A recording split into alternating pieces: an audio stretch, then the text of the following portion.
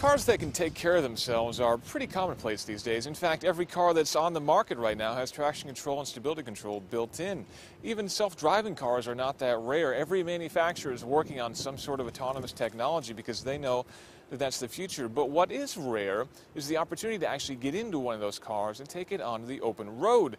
And that's why we've come all the way to lovely Gothenburg, Sweden, and some lovely spring weather to test drive this. This is the Volvo Drive Me program. It's a car that can drive itself.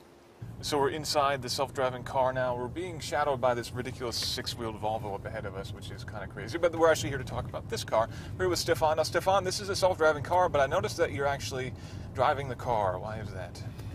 Well, the concept is basically that you are at work and now you want to go home, to drive home. What will happen is that you are going to drive the vehicle to the piece of road which is certified, where you can switch on your autonomous functionality. So we're going to get through the center of the city, basically get out to the highway, which is probably the most congested part anyway, and then at that point you can hit a button and relax, right? Right. Can you tell me about what sort of things we've added onto this car to enable self-driving? So what we have added to this car in particular is basically software. It is exciting because, as I said, we are using technologies which are very mature. We have the vision up here, we have a laser sensor to the right of it, and then we have a radar in the front.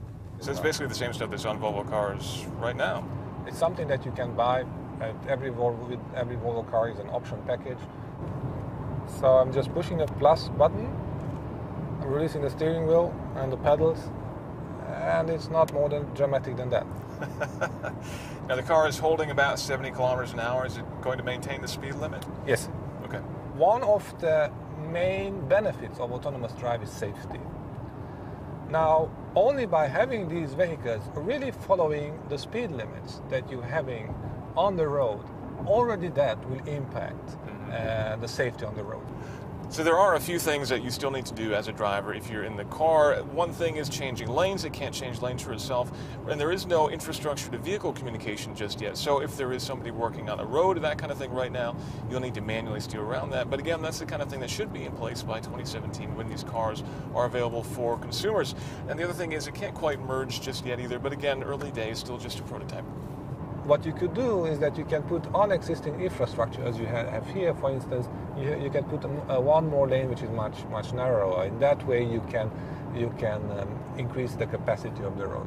And one of the things that we are looking at is, for instance, lane markings. These are type of infrastructure support that we really hope to have. There you go. That was they almost collided. This is something that the car would not do today, but it's also something that should be implemented by 2017.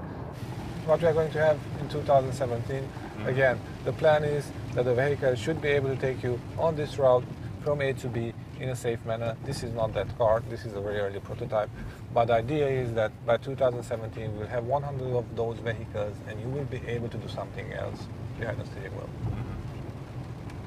Now, what good is a self-driving car if you have to park it yourself? That's no fun at all. Thankfully, Volvo's got you covered there, too.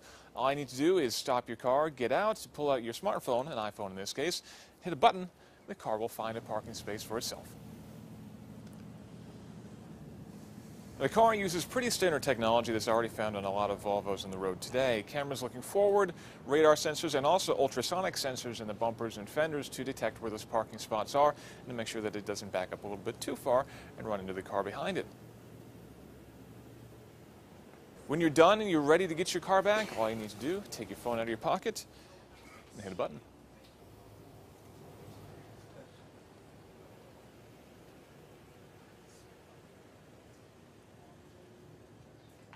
Self-driving cars and self-parking cars, it's impressive stuff, but probably what's even more impressive is that Volvo's doing all of this with really just the sensors that are already built in production cars today. Yeah, there's some GPS thrown on the roof there, but ultimately that's not really needed for the system. It's just basically a safety blanket in case something goes wrong. This car, as is really just a development program. It's the brains inside that are what they're still working on, and by 2017, some people will be able to buy this car.